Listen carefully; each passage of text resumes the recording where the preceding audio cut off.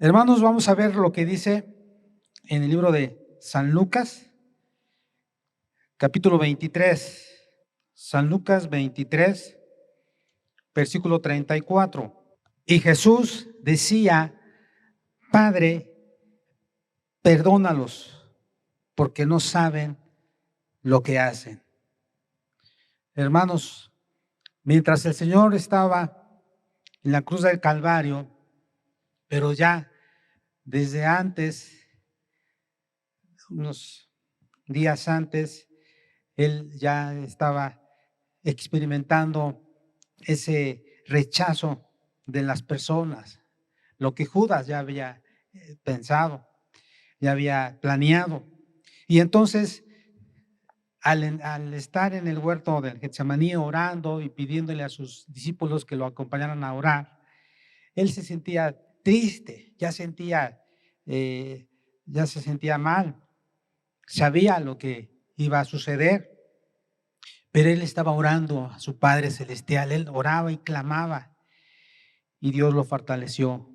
Un ángel llegó para fortalecerlo. Y después que fue entregado en la noche del día jueves, la madrugada del viernes, imagínense, ya no durmió, ya pues desde ahí fue llevado ante Anás y Caifás. Y estos hombres malos, ya leíamos hace un momento que ellos hicieron un juicio, pero no fue un juicio correcto, recto, aplicable a los principios divinos, sino ya nada más fue como para condenarlo, porque hasta había testigos falsos. Lo enviaron a Poncio Pilato. Poncio Pilato dice: es que no, este hombre no ha hecho nada malo. Sí, es que se dijo que era Dios o dijo que es el rey. Y entonces Poncio Pilato dice: pero es que no hay nada. ¿De dónde es? No, pues de Nazaret. Pues llévenlo con Herodes. Y Herodes igual no encontró nada malo, pero Herodes quería que Jesús hiciera un milagro para él. Y Jesús pues no, no, él no estaba en ese momento para agradar a los hombres. Él sabía que era Dios. Lo que él deseaba era que se arrepintieran y pues clamaran. Pero también Herodes se burla de él y lo regresa con Pilato y dice: no, pues no hay nada, ¿no? Y dice que eran enemigos. Y desde ese momento se volvieron Poncio Pilato y Herodes amigos. Y después Pilato, al ver que no había nada, que de lo que les decían los sacerdotes y la gente, la multitud, dice: bueno, lo que voy a hacer es mandarlo a azotar. Y él lo mandó a azotar y le dieron 40 azotes. Estaba permitido nada más dar 39, pero le dieron 40. Y los azotes eran con un látigo, y el látigo tenía en la punta, tenía algunas cosas como si fuera puntas de alambre, puntas así de metal. Cuando el látigo llegaba a la piel, desgarraba la piel. Entonces le dieron 40 azotes al Señor. Y pues imagínense, estaba temblando y con tanto dolor, y lo llevan otra vez ante la multitud, y ya leíamos el pasaje donde Pilato les dice: ¿a quién quieren que os suelte? ¿A Jesús o a Barrabás? No, pues a Barrabás. ¿Y qué quieren que haga con él? Crucifíquenlo. Pero él es vuestro rey. ¿A vuestro rey voy a crucificar? Sí, crucifíquenlo. Y dice Pilato: bueno, pues inocente soy ante la sangre de este hombre, aunque realmente no era tan inocente, pero él quiso lavarse las manos y decir: bueno, allá ustedes. Y la gente dijo: pues que su sangre sea sobre nosotros y sobre nuestros hijos. Y en todo eso, al Señor Jesús lo abofetearon, lo escupían, le pegaban en la cabeza, le pegaban en el cuerpo, le mesaron la barba, quiere decir que se la jalaron, le jalaron la barba y también le pusieron una corona de espinas y se burlaban de él. Todo eso estaban haciendo. Y sabe que la naturaleza humana nos llama a la venganza o a determinar con quién puedo llevarme bien y con quién no, en base a lo que nos hicieron. Es decir, a veces el ser humano suele ser rencoroso. A veces dicen por ahí, a los cristianos no les gusta la venganza, sino la desquitanza, pero no debemos de ser vengativos ni desquitarnos. Y acá el Señor Jesús nos da una muestra de cómo debemos actuar.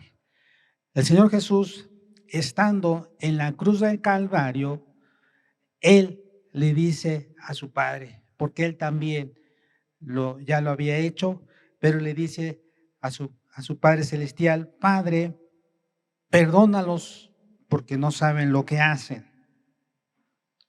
Hermanos, hay cosas en la vida que duelen, especialmente cuando esas cosas se hacen premeditadamente, y eso lastima a las personas que a veces no quieren perdonar. A veces dicen, no, es que es difícil lo que me hizo.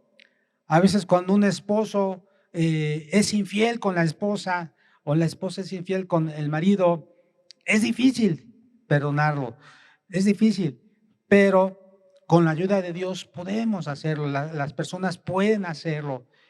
En una ocasión estaba el Señor Jesús y le trajeron una mujer adúltera y le dijeron: Maestro, la hemos encontrado en el acto mismo. Entonces Moisés mandó que pues a esta mujer o cuando cayera en adulterio cualquier persona pues fuera a apedrearla. Entonces la apedreamos Dios, la apedreamos Jesús, y Jesús se les queda mirando y les dice: el que esté sin pecado, que arroje la primera piedra. ¿Y qué hicieron las personas? Pues se fueron, desde los más viejos hasta los más jóvenes. Al final se queda la mujer y le dice Jesús estaba escribiendo en la tierra, pero después le dice a la mujer: ¿dónde estaban los que te acusaban? ¿Dónde están los que te acusaban? ¿Ninguno te condenó? Dice la mujer: ninguno. Jesús le dice: vete. Dice: ni yo te condeno, le dijo Jesús, vete y no peques más. Hermanos, nosotros no somos nadie para juzgar a las personas, mucho menos para condenarlas. Estando Jesús en la tierra, Él fue, al estar en la tierra, desde el momento en que es humano, fue 100% hombre y 100% Dios. Y al estar en la tierra, la Biblia dice que Él nos entiende, nos comprende, porque Él fue expuesto a todas las tentaciones.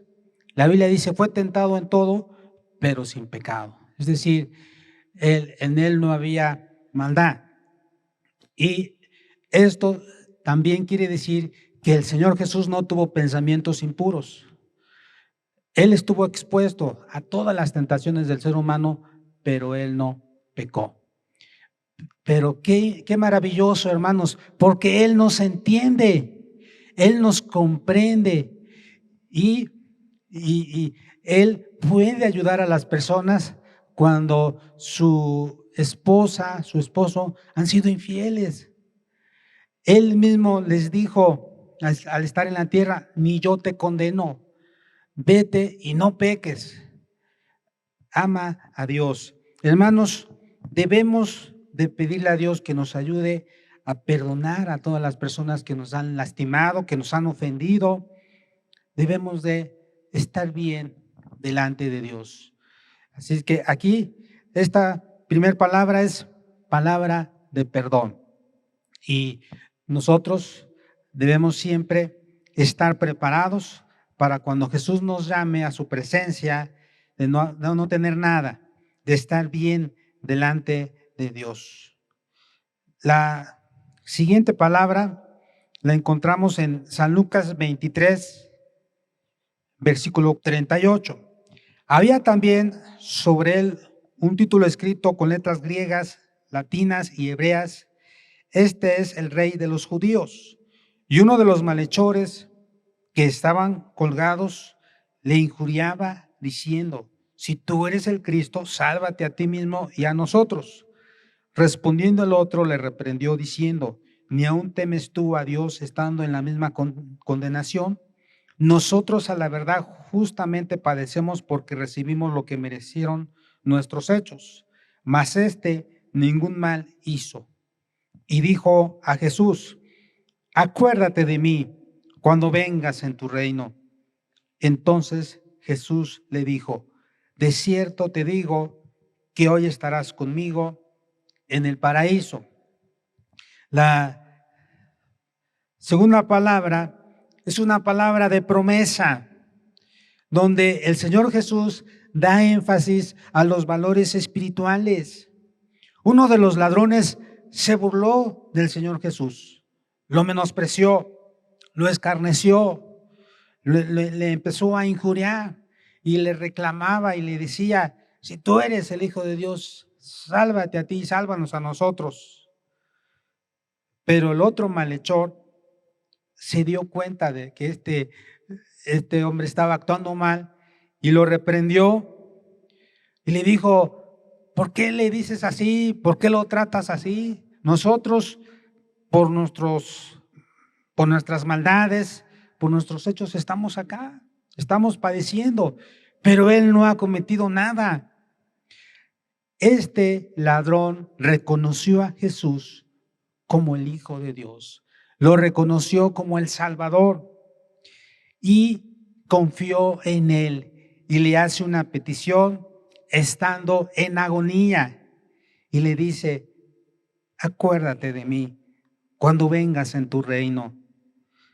El Señor Jesús no lo rechazó, no dijo: pues tú eres un malhechor, tú eres un ladrón, tú eres de lo peor. No, sino que le dio una palabra de seguridad de su salvación. Le dijo: de cierto te digo que hoy estarás conmigo en el paraíso. Esto, ¿qué nos enseña? Nos enseña dos cosas muy importantes. Mientras vivamos, nunca es demasiado tarde para arrepentirse. Mientras hay vida, hay esperanza. También nunca se es demasiado pecador para poder recibir la salvación y entrar en el reino de Dios. Quizás a lo mejor tú digas: es que he sido demasiado pecador, he sido un violador, un secuestrador, he matado, he sido un homicida.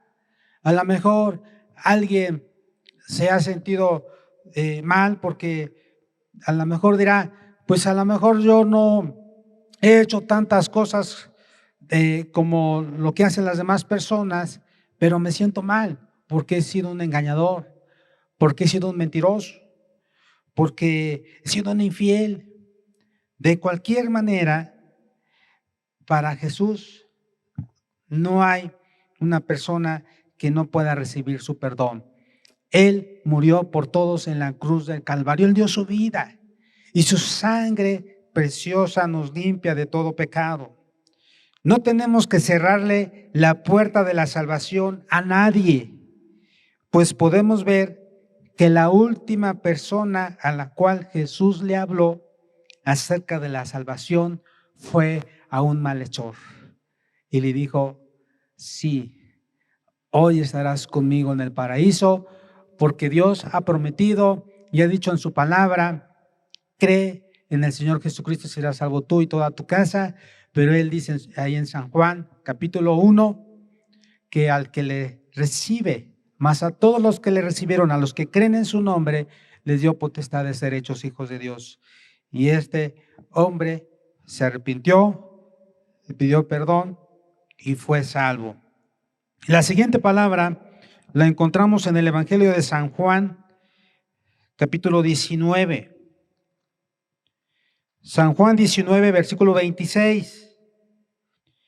Cuando vio Jesús a su madre Y al discípulo a quien él amaba, que estaba presente, dijo a su madre: mujer, he ahí tu hijo.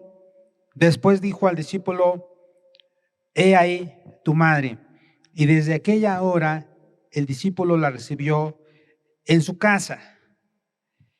Esta es una palabra de provisión.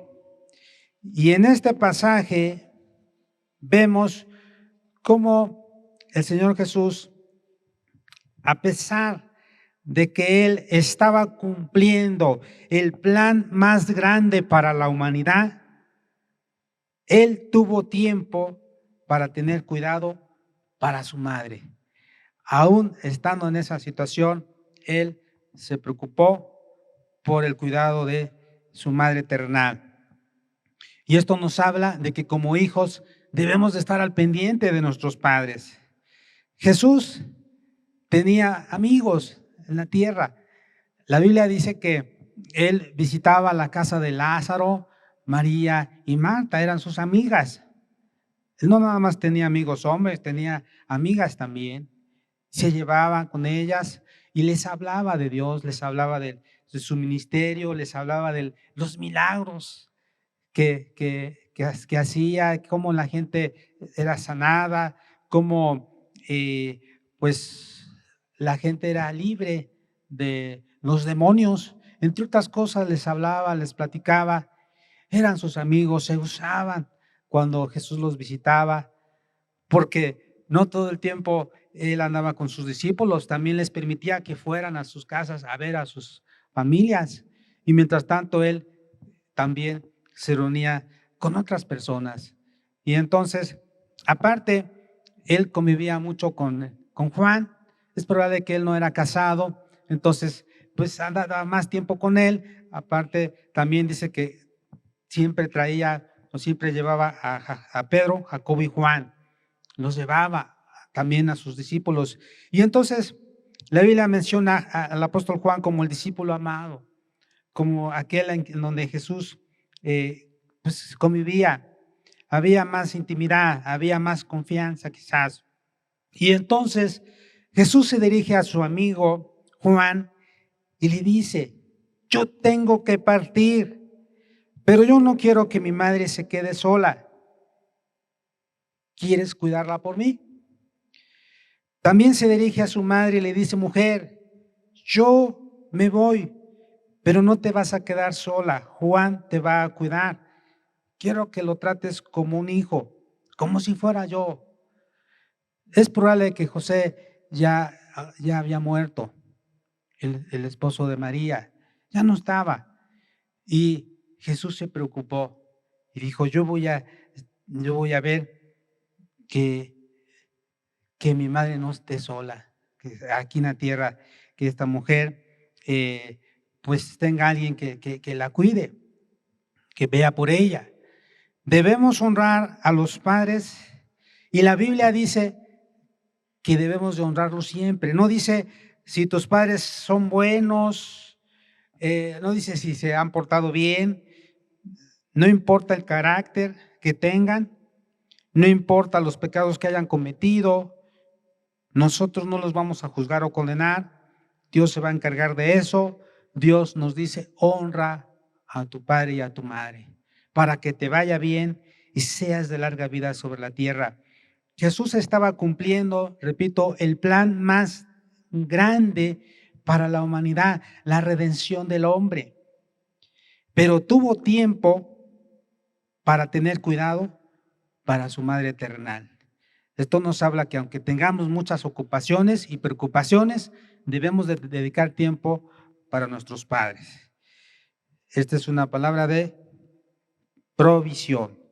Vamos a ver la siguiente palabra dicha por el Señor Jesús en la cruz del Calvario y la encontramos en San Mateo, capítulo 27, versículo 46.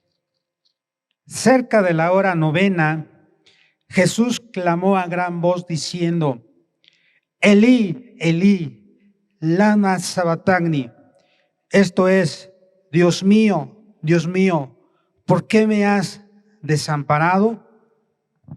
Esta es una palabra de posición. Es una palabra en la cual nos muestra lo que el Señor Jesús estaba padeciendo. Vemos lo que dice el Salmo 22:1.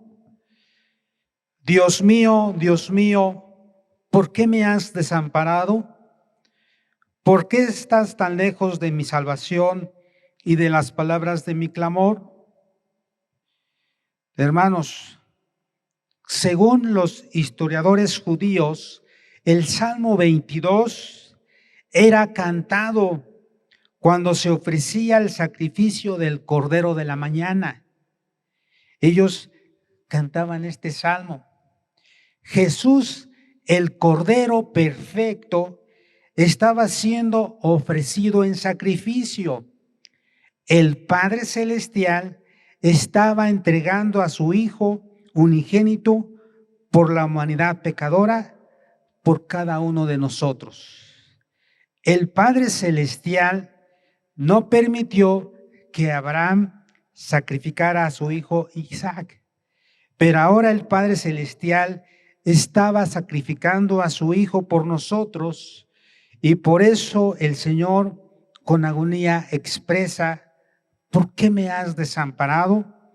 Para que nos demos cuenta de la agonía, el dolor, el sufrimiento que significaba para Dios ese sacrificio. Pues no solamente el Hijo sufría, sino el Padre Celestial permitiendo que su Hijo muriera en una cruz. Cada uno de nosotros, por ese amor de Dios, debemos amar, debemos honrarlo y alabarlo cada día de nuestra vida. El Señor Jesús estaba llevando en la cruz del Calvario todos nuestros pecados, todos los pecados de la humanidad, desde Adán hasta la última persona que nazca. Dios estaba llevando todos los pecados de la humanidad, todos. Y la Biblia menciona que también estaba llevando en su cuerpo todos los dolores, todas las enfermedades, y por eso dice: y por su llaga fuimos nosotros sanados, curados. Pero no solamente eso, sino que en ese momento estaban las potestades de las tinieblas. Satanás estaba ahí rodeado de los demonios, pero Jesús, él clamó a su Padre Celestial. Él dijo: Dios mío, Dios mío. Estaba sufriendo, era una batalla intensa, era el clímax, era ahí la situación más fuerte. Pero vemos más adelante que Jesucristo venció. Entonces, esta es una palabra de posición. Debemos de valorar ese sacrificio que el Señor Jesús hizo por nosotros en la cruz del Calvario. Alguien ha mencionado que el Padre Celestial, Él es santo, Él es puro, Dios, la Trinidad, y al ver a su Hijo llevando todo el pecado, dice que Él volteó su rostro, y por eso Jesús clamó: Eli, Eli, lama sabactani. Vamos a ver la siguiente palabra. San Juan, capítulo 19, versículo 28. Después de esto, sabiendo Jesús que ya todo estaba consumado, dijo para que la escritura se cumpliese: tengo sed. Esta es una palabra de padecimiento.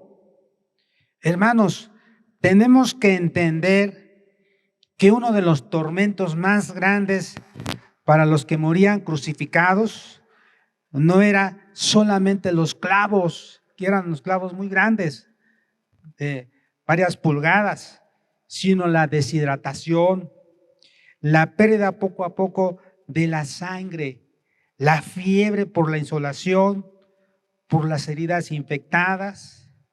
Esto hacía que la boca se secara y la lengua se pegara al paladar. Y además de eso, El Señor Jesús no había bebido nada de agua, al contrario, había perdido sangre cuando le dieron los latigazos, cuando le pusieron la corona de espinas, entre otras cosas. Él ya estaba demasiado deshidratado. Y dice el Salmo 22, Salmo 22, 15, como un tiesto se secó mi vigor y mi lengua se pegó a mi paladar y me has puesto en el polvo de la muerte.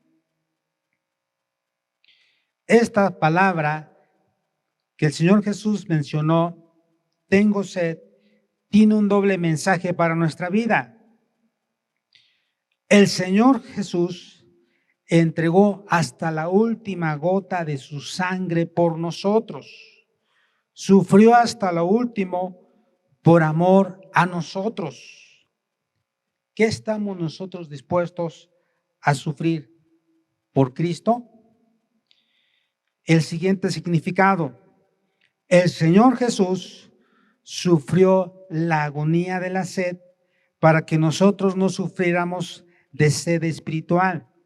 Así como Moisés golpeó la roca en el desierto para que brotara agua, así Cristo, que es nuestra roca, fue golpeado para que nosotros pudiéramos beber del agua de vida eterna.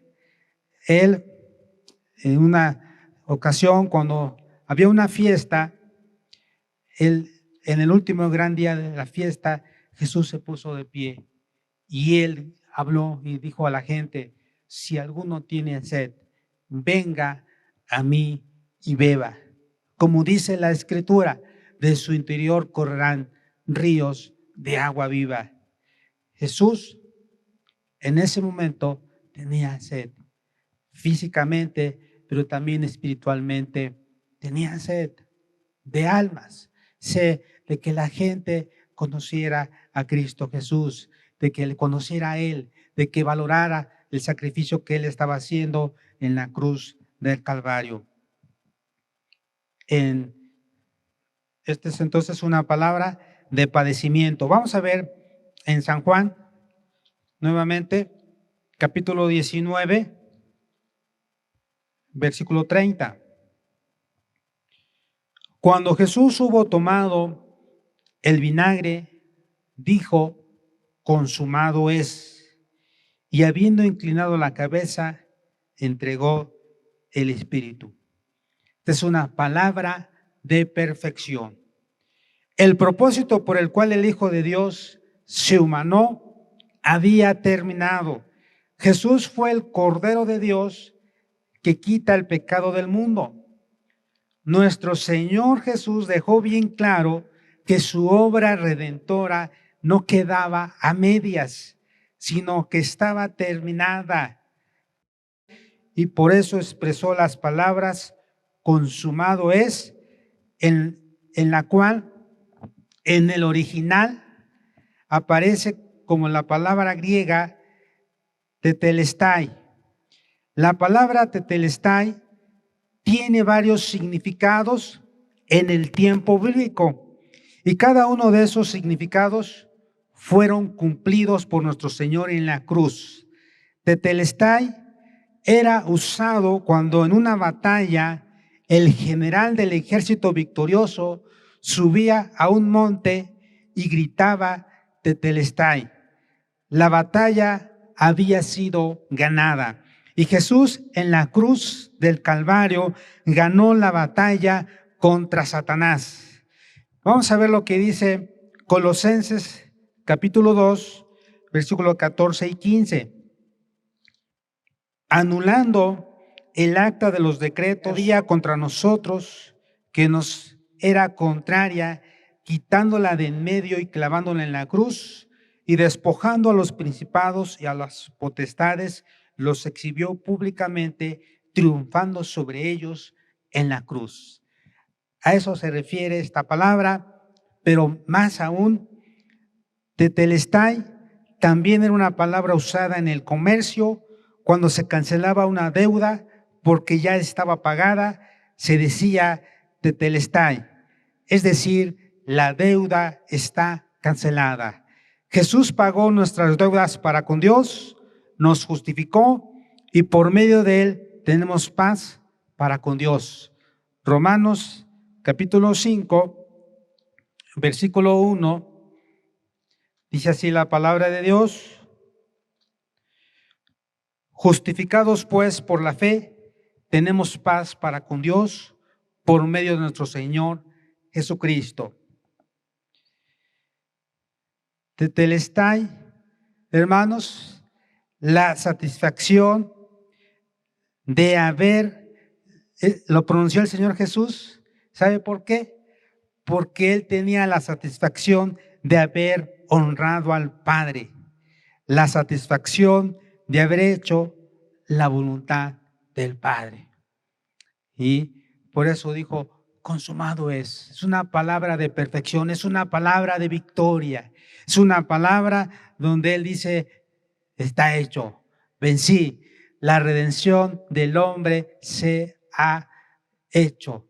Ahora nosotros podemos tener acceso a nuestro Padre Celestial por medio de nuestro Señor Jesucristo. Él es el mediador entre Dios y los hombres, y la sangre de Jesucristo nos limpia de todo pecado. ¡Qué bendición, amados hermanos!